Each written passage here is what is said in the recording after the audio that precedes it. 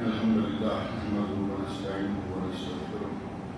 ونعوذ بالله من شرور انفسنا ومن سيئات اعمالنا من يهده الله فلا مضل له ومن يضلل فلا هادي له واشهد ان لا اله الا الله وحده لا شريك له واشهد ان محمدا عبده ورسوله اما بعد فاعوذ بالله السميع العليم من الشيطان الرجيم يا أيها الذين آمنوا إذا قمتم إلى الصلاة فاغسلوا وجوهكم وأيديكم إلى المرافق وامسحوا برؤوسكم وأرجلكم إلى الكعبين وإن كنتم جنبا فاطهروا وإن كنتم مرضى أو على سفر أو جاء أحد منكم من الغائط أو لامستم النساء فلم تجدوا ماء فتيمموا سعيدا طيبا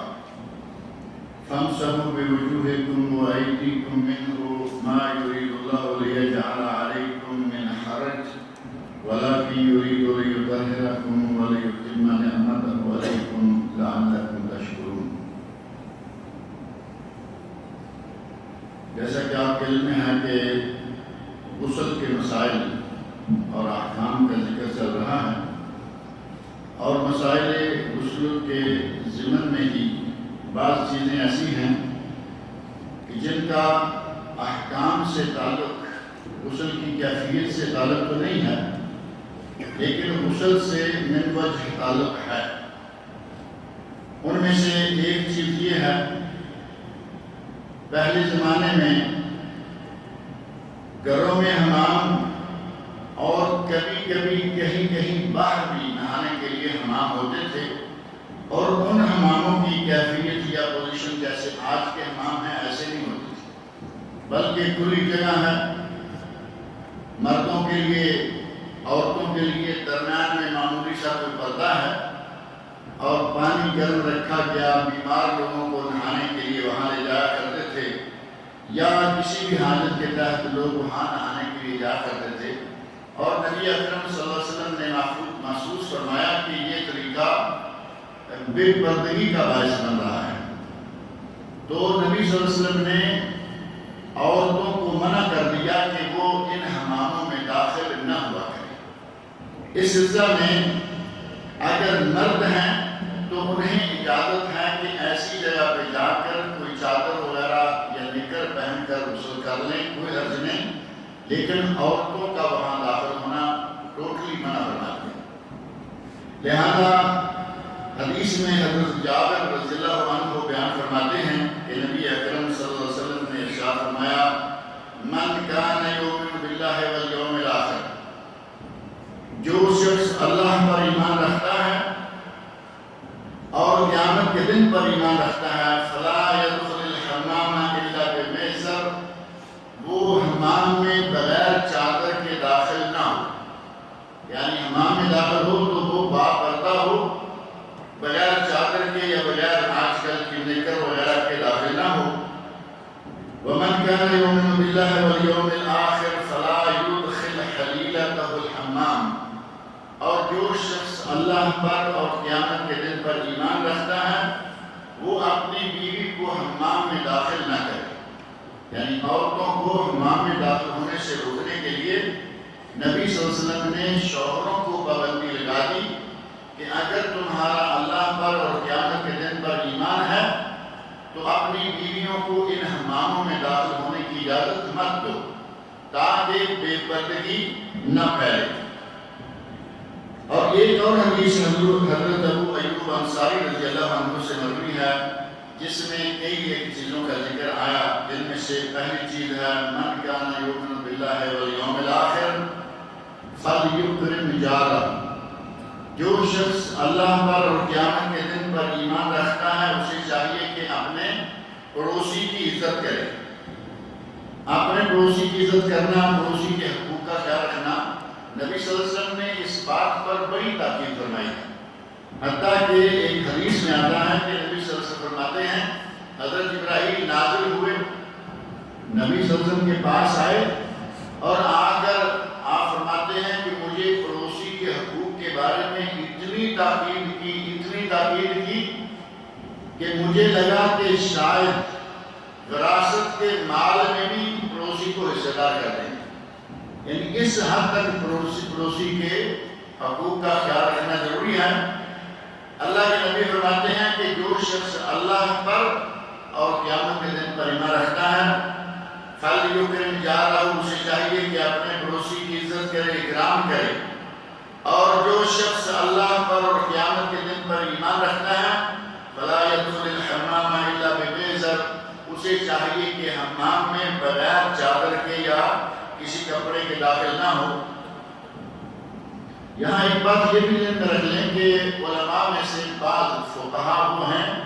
جو کسی بھی حمام میں داخل ہونے کے لیے کپڑا ضروری قرار دیتے ہیں، جیسا کہ علماء شافعیہ کے یہاں ہے کہ چاہے کسی بھی حمام میں، اپنے گھر کے حمام میں بھی داخل ہو تو ایک چھوٹا کپڑا جو ہے وہ باندھ دیتے ہیں، جبکہ اپنے حمام میں باپردہ چاروں طرف سے بند سوراخ تک نہیں ہوتے، ایسے حمام میں بغیر کپڑے کے نہانا جائز ہے، اور صحیح بخاری شریف میں یہ بات ثابت ہے اور موجود ہے۔ اور اسی سلسلہ میں نبی اکرم صلی اللہ علیہ وسلم نے تیسری چیز کے بارے میں فرمایا من کان یؤمن باللہ والیوم الآخر فلیقل خیرا او لیصمت، جو اللہ پر اور قیامت کے دن پر ایمان رکھتا ہے اسے چاہیے کہ اگر زبان سے کوئی بات نکالے تو اچھی نکالے یا پھر خاموش رہے، بات کرے تو اچھی، اور اگر اچھی بات نہیں کر سکتا تو پھر بہتر ہے کہ وہ خاموش ہے۔ یعنی اپنی زبان پر کنٹرول کرنا بہت ضروری ہے، اور زبان ہی ہے جس کے بارے میں حضرت ابوبکر صدیق رضی اللہ عنہ بعض صحابہ زبان کو تھوڑا نکال کر ایسے اپنے دونوں ہاتھوں، اپنے ہاتھ کی دو انگلیوں میں پکڑ کر کہا کرتے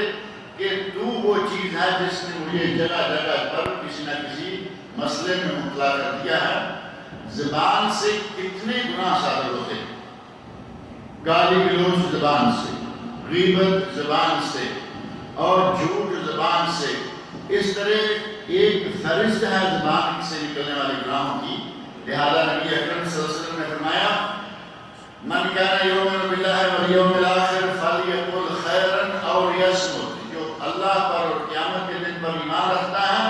اسے چاہیے کہ اچھی بات کہے، اور یصمت یا پھر وہ خاموش رہے۔ بری بات کہنے سے خاموش رہنا اچھا۔ اور جیسا کہ مشہور ہے، عربی کی ایک کہاوت ہے اذا کان الکلام فضہ فالسکوت ذهب، اگر بات کرنا چاندی ہے تو خاموش رہنا سونا ہے۔ بات کرے گا کہیں نہ کہیں غلطی ہوگی، کوئی نہ کوئی زبان سے غلط لفظ نکل جائے گا، اور جو خاموش رہتا ہے سونا ہی سونا ہے، نہ غلط بات نکلنے کوئی اہتمام ہوگا۔ اور اگر نبی صلی اللہ علیہ وسلم کے اس ارشاد پر عمل کرے تو اپنی زبان پر اس انداز سے کنٹرول رکھے کہ بات کرے تو اچھی کرے ورنہ وہ خاموش رہے۔ اور چوتھی چیز پر اسی سلسلہ میں خواتین کے بارے میں فرمائی من کان یؤمن باللہ والیوم الآخر من نسائکم، تم میں سے، تمہاری عورتوں میں سے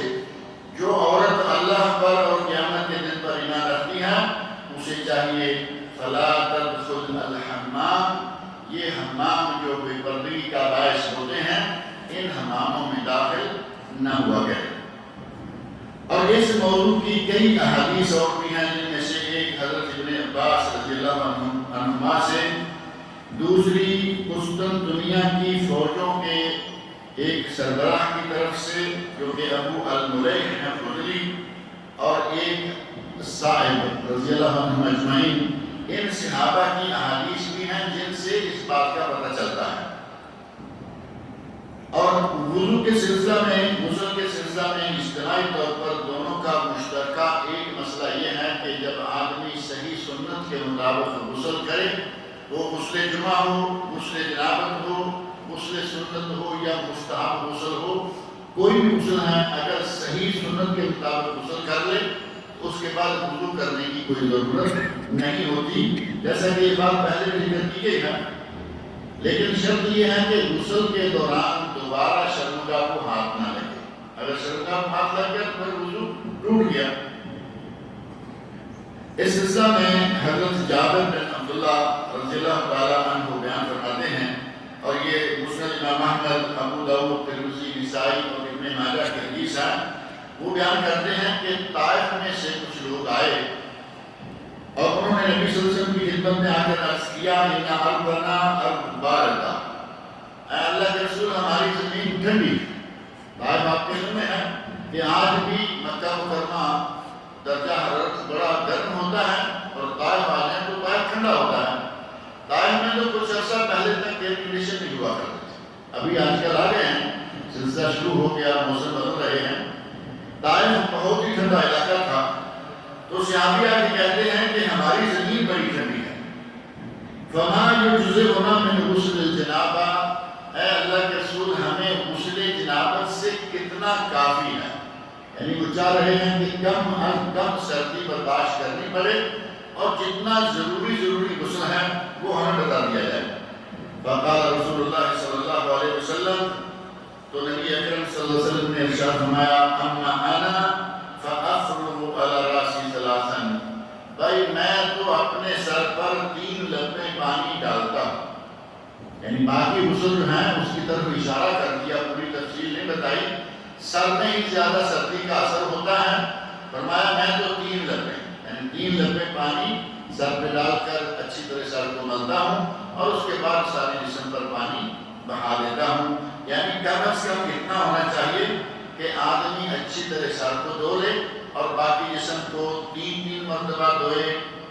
2 مرتبہ دھوئے یا 1 مرتبہ دھوئے، یہ تینوں طریقے جو ہیں وہ جائز ہیں، ثابت ہیں۔ اور ام المومنین حضرت عائشہ صدیقہ رضی اللہ عنہا بیان فرماتی ہیں، یہ پہلی حدیث جو ہے وہ صحیح مسلم کی ہے، اور ام المومنین عائشہ رضی اللہ عنہا سے مروی سنن اربعہ اور مسند امام احمد کی حدیث ہیں، کہتی ہیں کان رسول اللہ صلی اللہ علیہ وسلم لا یتوضأ بعد الغسل،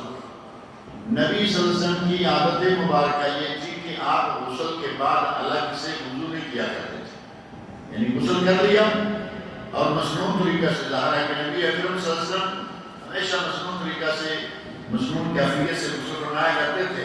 وہ کہتی ہیں کہ جب آپ غسل کر لیتے تو اس کے بعد الگ سے آپ وضو نہیں کیا کرتے تھے۔ ہمارے بعض لوگ اس سلسلے میں کئی مرتبہ سوال کرتے ہیں کہ کیا اس وقت تو چونکہ وضو کیا ہے، ننگے تھے، کپڑے نہیں تھے، کیا وہ وضو باقی رہے گا یا نہیں رہے گا؟ غسل کا کیا ہوا وضو جو ہے وہ بحال رہتا ہے، اگر وضو توڑنے کا کوئی سبب نہ، جنگا کو ہاتھ میں لگا آپ کا وضو صحیح ہے، کسی کی ہوا خارج نہیں ہوئی وضو صحیح ہے، اور غسل کرنے کے بعد نئے سرے سے وضو کو دہرانے کی کوئی ضرورت نہیں ہے۔ اور بعض اہل علم نے، جن میں سے علامہ محمد ناصر الدین البانی رحمۃ اللہ علیہ بھی ہیں، انہوں نے تو یہاں تک کہا ہے کہ جب آدمی غسل کر لے تو اس کے بعد نماز پڑھ سکتا ہے، چاہے اس نے وضو کیا ہو یا نہ کیا ہو، جبکہ نبی صلی اللہ علیہ وسلم کا مسنون غسل ہوتا ہی وہ تھا کہ پہلے استنجا پھر وضو اور اس کے بعد غسل، یعنی غسل کے بعد نئے سرے سے وضو کرنے کی کوئی ضرورت نہیں رہتی۔ اور ایک مسئلہ وضو سے یا غسل سے تعلق نہیں رکھتا، لیکن وضو اور غسل دونوں کے قائم مقام ہو جاتا ہے، اور وہ کیا ہے؟ تیمم۔ اگر پانی نہ ملے یا پانی تو ہے لیکن پانی کو استعمال نہیں کر سکتے، آدمی بیمار ہے، آدمی کو کوئی زخم ہے، وہ اٹھ نہیں سکتا، وضو نہیں کر سکتا، تو ایسے موقع کے لیے اللہ رب العزت نے ہمیں قرآن کریم میں، جیسا کہ میں نے شروع میں آیت پڑھی تھی سورہ مائدہ کی آیت نمبر 6، جس میں اللہ رب العزت نے ارشاد فرمایا ہے وَإِن كُنتُم مَرْضَىٰ أَوْ عَلَىٰ سَفَرٍ، اگر تم بیمار ہو یا سفر میں ہو، أَوْ جَاءَ أَحَدٌ مِّنكُم مِّنَ الْغَائِطِ، یا کوئی قضائے حاجت سے فارغ ہو کر آیا ہو، أَوْ لَامَسْتُمُ النِّسَاءَ، یا تم نے اپنی بیویوں سے مباشرت کی ہو، فَلَمْ تَجِدُوا مَاءً، اور پانی نہ ملے۔ پہلی شرط یہ ہے کہ پانی ملے ہی نہیں، اور دوسری شکل یہ ہے کہ پانی تو موجود ہے لیکن پانی کو استعمال نہیں کر سکتے، جیسا کہ مریض آدمی ہے، بیمار ہے، وہ پانی استعمال نہیں کر سکتا، پانی استعمال کرتا ہے تو اسے تکلیف ہوتی ہے یا بیماری کے بڑھ جانے کا خطرہ ہے۔ اور بعض زخم ایسے ہوتے ہیں کہ آدمی زخمی ہے، اگر اس زخم میں پانی پڑ گیا تو موت کا خطرہ ہے، جیسا کہ ایک صحابی کا واقعہ موجود ہے کہ انہوں نے غسل کیا، سر میں زخم تو ایسے میں اللہ رب العزت نے ہمارے ساتھ بہت آسانی فرمائی، فرمایا کہ یہ صورتحال ہو، تمہیں غسل کی وضو کی حاجت ہو، فلم تجدوا ماء اور پانی نہ ملے، فتیمموا صعیدا طیبا تو پاک مٹی کی طرف قصد کرو یعنی تیمم کرو، فامسحوا بوجوہکم وایدیکم منہ پاک مٹی پاک زمین پر اپنے دونوں ہاتھوں کو مار کر اپنے چہروں کو اور ہاتھوں کو آپس میں مل لو، یعنی زمین پر ہاتھ مارے دونوں، اور نبی صلی اللہ علیہ وسلم کا طریقہ بھی ذکر کرتے ہیں، ایسے نبی صلی اللہ علیہ وسلم نے ہاتھوں کو قریب کیا، درمیان میں تھوڑی سی پھونک ماری اور اس کے بعد پہلے ان دونوں ہاتھوں کو اپنے چہرہ مبارک پہ مل لیا اور اس کے بعد دونوں ہاتھوں کو ایک دوسرے کے اوپر مل لیا اور اس طرح آپ نے تیمم مکمل فرمایا۔ صرف ایک مرتبہ ہی زمین پر دونوں ہاتھوں کو مار لیں اور پہلے چہرے کو اور بعد میں ہاتھوں کو آپس میں مل لیں، یہ تیمم ہے۔ اللہ رب العزت نے یہ طریقہ ہمیں سورۃ المائدہ آیت نمبر 6 پہلے آدھا حصہ جو ہے وہ وضو کرنے کا طریقہ ہے اور دوسرے آدھے حصے میں تیمم کا طریقہ بھی آ گیا ہے۔ تو تیمم کی مشروعیت کی ایک دلیل یہ قرآن کریم کی آیت اور دوسری دلیل ایک واقعہ ہے جو کہ ام المومنین حضرت عائشہ صدیقہ رضی اللہ عنہا کو پیش آیا، صحیح بخاری میں، صحیح مسلم میں اور حدیث کی بہت ساری کتابوں میں واقعہ موجود ہے کہ نبی اکرم صلی اللہ علیہ وسلم ایک سفر میں تھے اور ام المومنین عائشہ صدیقہ رضی اللہ عنہا اس سفر میں آپ کے ساتھ تھی اور دوران سفر کہیں رکے اور حضرت عائشہ رضی اللہ عنہا کے گلے کا ہار جو ہے وہ کہیں گم ہو گیا۔ اب نبی صلی اللہ علیہ وسلم نے لوگوں کو روک لیا کہ ہار کو تلاش کر لیں، نماز کا وقت ہوا، پانی وہاں تھا نہیں جہاں رکے تھے، اب پانی کے لیے پاس بھی پانی نہیں، وہاں پانی موجود بھی نہیں، تو اللہ رب العزت نے یہ آیت سورہ مائدہ کی آیت نمبر 6 نازل فرمائی اور حکم دے دیا کہ تمہیں پانی نہ ملے تو اس طرح تیمم کر کے نماز پڑھو۔ نبی صلی اللہ علیہ وسلم کے صحابہ پہلے کچھ ناراض ہوئے کہ عائشہ رضی اللہ عنہا کی وجہ سے، ان کے ہار کرنے کی وجہ سے ہمیں یہ پریشانی آ گئی، حتیٰ کہ حضرت ابوبکر صدیق رضی اللہ عنہ جو حضرت عائشہ رضی اللہ عنہا کے والد ہیں بڑے ناراض ہو کر نبی اکرم صلی اللہ علیہ وسلم کے پاس گئے، دیکھا کہ نبی صلی اللہ علیہ وسلم سو رہے، حضرت عائشہ رضی اللہ عنہا کی ران پہ سر رکھا ہوا ہے، سو رہے، تو آپ نے جا کے اپنی بیٹی کو بڑا سخت سست کہا کہ تمہاری وجہ سے سارے لوگ رک گئے ہیں، پانی نہیں ہے، پریشانی تم نے پیدا کر دی ہے، اور حضرت عائشہ رضی اللہ عنہ فرماتی ہیں کہ میرے والد صرف ناراض ہی نہیں بلکہ ناراضگی کے ساتھ ساتھ ہی وہ مجھے جیسے اپنی ان کی بیٹی ہے ناراض ہو کے اپنے ہاتھ سے کہیں کہیں میرے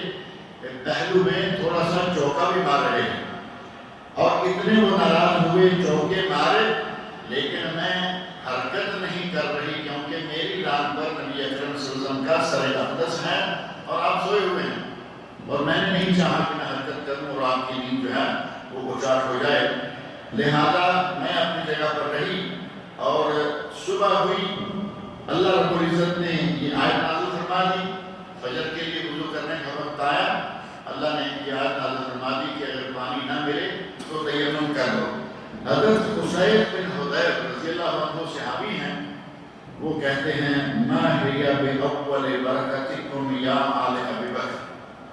ما ہی بأول برکتکم یا آل ابی بکر، اے آل ابی بکر یہ کوئی تمہاری پہلی برکت نہیں، یعنی ابو بکر کی بیٹی ہے نا، رضی اللہ عنہ کی بیٹی ہے ام المومنین حضرت عائشہ رضی اللہ تعالیٰ عنہ، فرمایا کہ یہ تمہاری کوئی پہلی برکت نہیں، اس خاندان کی وجہ سے ہمیں بہت ساری برکات حاصل ہوئی، جن میں سے ایک برکت یہ ہے کہ پانی نہ ہو تو مٹی سے وضو ہو جایا کرے گا، پانی نہ ہو تو مٹی سے غسل ہو جایا کرے گا۔ اللہ رب العزت نے امت کے لیے آسانی فرما دی اور اس کا سبب بنی ام المومنین حضرت عائشہ صدیقہ رضی اللہ عنہا۔ لہذا اگر کوئی پانی استعمال نہ کر سکے، یعنی بیماری کی وجہ سے، زخم کی وجہ سے، یا پانی سے نقصان پہنچنے کا ڈر ہو، تکلیف بڑھ جانے کا ڈر ہو، یا بہت زیادہ سردی ہو اور آدمی ہمت نہیں کر پا رہا کہ میں اس سردی میں نہاؤں، تو ان تینوں شکلوں میں بغیر غسل کیے صرف تیمم کر لے تو اس کا وضو اور غسل دونوں سے کفایت کر جائے گا۔ اور اسی سلسلہ میں یہ ایک دوسری حدیث ہے جو کہ صحیح بخاری، صحیح مسلم اور مسند امام احمد میں ہے، جس میں حضرت عمران بن حسین رضی اللہ عنہ بیان فرماتے ہیں کنا مع رسول اللہ صلی اللہ علیہ وسلم فی سفر، ہم نبی صلی اللہ علیہ وسلم کے ساتھ ایک سفر میں تھے، فصلی بالناس، نبی صلی اللہ علیہ وسلم نے لوگوں کے ساتھ لوگوں کو جماعت کروائی، فَإِذَا هُوَ بِرَجُلٍ مُعْتَزِلٍ، آپ نے جماعت کرا کے سلام پھیرا، حسب عادت صحابہ کرام کی طرف رخ انور پھیرا تو دیکھا کہ ایک آدمی کونے میں بیٹھا ہوا ہے اور وہ جماعت میں شامل نہیں ہوا، اس نے نماز نہیں پڑھی۔ آپ نے پوچھا ما منعک ان تصلی، بھائی تم نے نماز کیوں نہیں پڑھی؟ مسجد میں موجود ہو اور نماز تم نے پڑھی نہیں۔ قال اصابتنی جنابت ولا ماء، یا رسول اللہ مجھے جنابت ہو گئی، سفر میں ہے یہاں، مسجد تو نہیں تھی، جیسی کی جگہ تھی، سامنے بیٹھا ہوا ہے، جہاں آپ نے نماز پڑھی تو تھوڑا ہٹ کے بیٹھ گیا، تو کہتا ہے اصابتنی جنابہ ولا ماء، اے اللہ کے رسول میں جنبی ہو گیا، جنابت ہو گئی لیکن پانی نہ ہونے کی وجہ سے میں غسل نہیں کر پایا، لہذا میں کیا کروں، میں بیٹھا ہوا تھا کہ میں نماز کا کیا کروں؟ تو نبی اکرم صلی اللہ علیہ وسلم نے ارشاد فرمایا یکفیک السعید فإنہ علیک بالسعید، علیک بالسعید، تمہیں چاہیے تھا کہ مٹی، جیسا کہ فَتَيَمَّمُوا صَعِيدًا طَيِّبًا قرآن میں اللہ نے فرمایا ہے، تمہیں چاہیے تھا کہ مٹی کا قصد کرتے، زمین کا قصد کرتے، فَإِنَّهُ يَكْفِيكُ، وہ تمہارے وضو اور غسل دونوں کے لیے کافی، یعنی آدمی نے غسل کرنا ہے، جنابت ہو گئی، بیماری ہے یا پانی موجود نہیں ہے، وہ اسی طرح ایک مرتبہ زمین پر ہاتھ مارے اور ان کو اکٹھے کر کے انہیں پھونک مارے تاکہ کچھ زیادہ مٹی وغیرہ نہیں لگی، چہرے پہ پھیرے، ہاتھوں کو آپس میں پھیر لے، اس کا غسل بھی ہو گیا، اس کا وضو بھی ہو گیا، اس سے نماز بھی پڑھ سکتا ہے، قرآن کریم کی تلاوت بھی کر سکتا ہے، گویا کہ اس نے وضو کر لیا اور غسل بھی کر لیا۔ یہ صحیح بخاری اور صحیح مسلم کی حدیث ہے، اسی طرح مسلم امام احمد میں۔ اور پہلا واقعہ جس میں وضو کے بارے میں ہے کہ وضو صحابہ کرام کو اللہ رب العزت نے باقاعدہ قرآن کریم میں حکم دے دیا کہ پانی نہ ملے تو وضو کی بجائے تم تیمم کر لو۔ اب ایک چیز یہاں ذہن رکھیں کہ اگر کسی ایسی جگہ پر آپ ہیں جہاں نیچے مٹی نہیں ہے، اب مسئلہ آ جائے گا کہ اب یہ قالین ہے، قالین پہ آپ ہاتھ ماریں گے تو یہ بظاہر مٹی نہیں ہے، کھلی جگہ ہے، نیچے سیمنٹ ہے، صاف ستھرا یا ٹائل یا کچھ بھی لگا ہوا ہے تو بظاہر وہ بھی مٹی نہیں ہے۔ علماء کرام میں سے بعض نے کہا کہ مٹی ہی ہونی چاہیے، اور بعض نے کہا کہ اللہ رب العزت نے فرمایا ہے صعیداً طیبا، زمین پاک، پاک زمین پہ ہاتھ مارو، وہ پاک زمین اس وقت پہاڑی شکل میں ہے،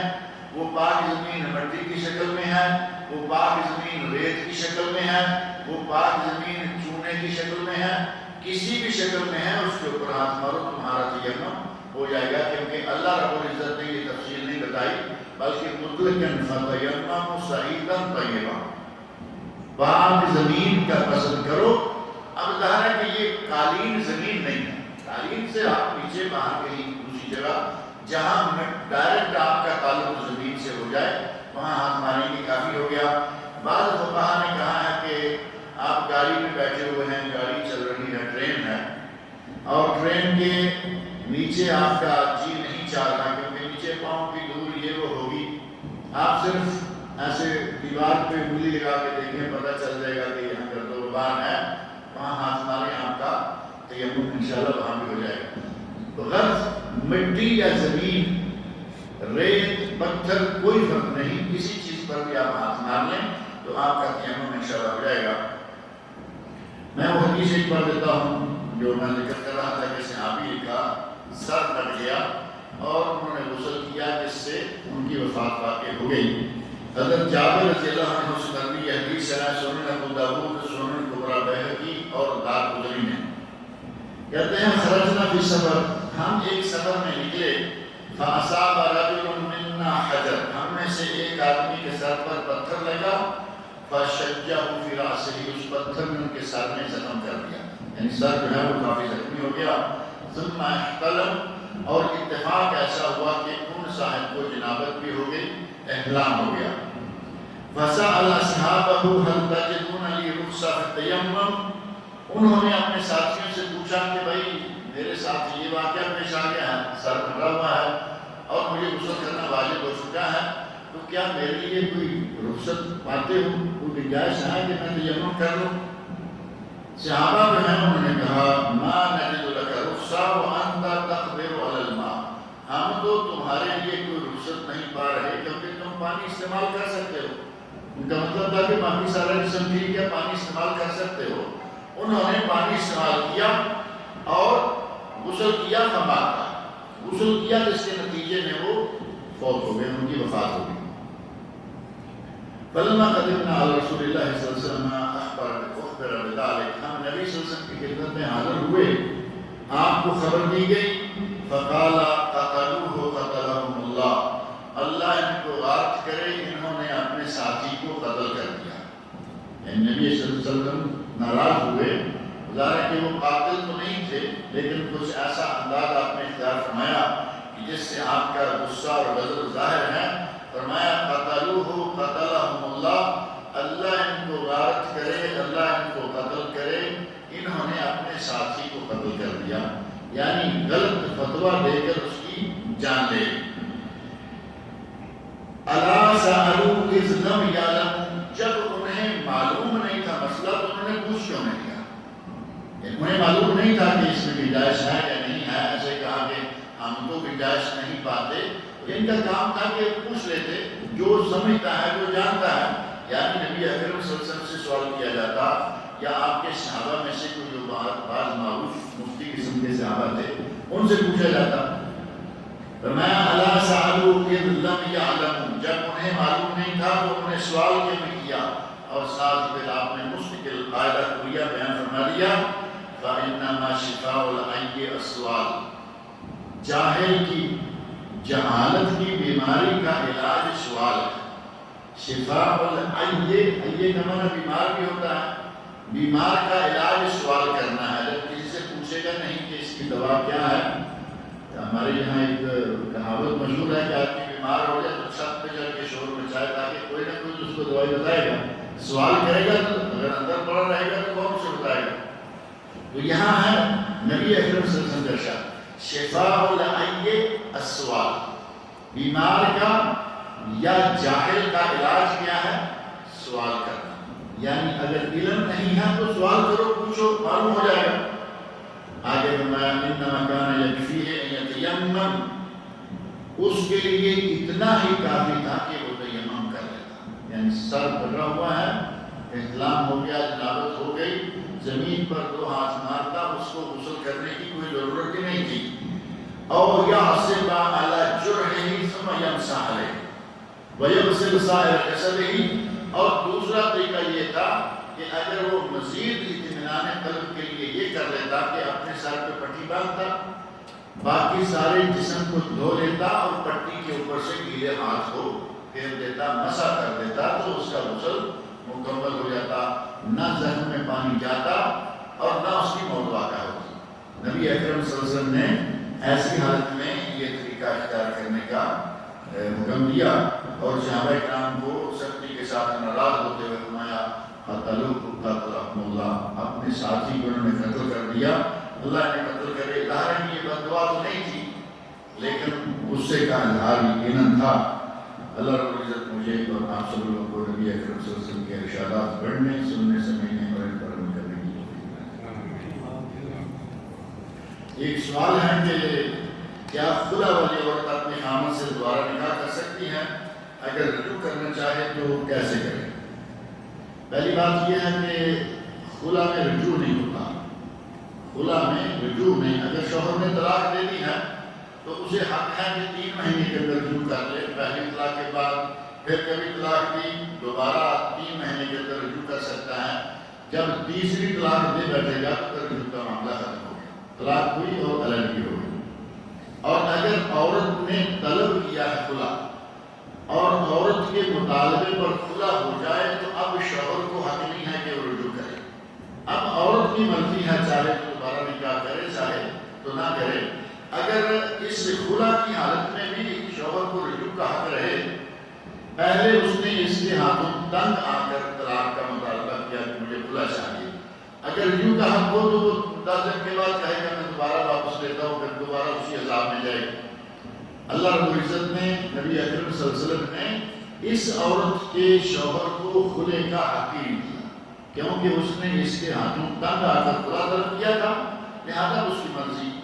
لیکن اگر عورت راضی ہو جائے، شوہر نے حالات بدلے، کچھ وعدہ وعید کیا، عہد معاہدے کیے اور کہا کہ اب آئندہ ایسا نہیں ہوگا، رشتے دار آ گئے، یہ وہ ہو گیا، اگر ایسے حالات اس نے پیدا کر لیے کہ بیوی دوبارہ راضی ہو گئی، صاحب کا بیوی، ظاہر ہے کہ وہ بیوی تو نہیں رہی، صاحب کا بیوی راضی ہو گئی کہ ہم دوبارہ اپنے گھر بسا لیتے ہیں، تو اس شکل میں انہیں نکاح کرنا ہوگا، چاہے 10واں دن آ جائے، چاہے 10 مہینے آ جائیں، چاہے 10 سال آ جائیں، یہ رجوع نہیں کر سکتے، ان کو لازماً نکاح کرنا ہوگا. یہ طریقہ ہے، ورنہ جو کلمہ رجوع کا ہے، اس عورت کو رجوع کا حق نہیں ہے، اس عورت کو رجوع کا حق نہیں، لیکن دوبارہ نکاح کرنے کا حق باقی رہے گا. اللہ تعالیٰ مجھے اور آپ سب کو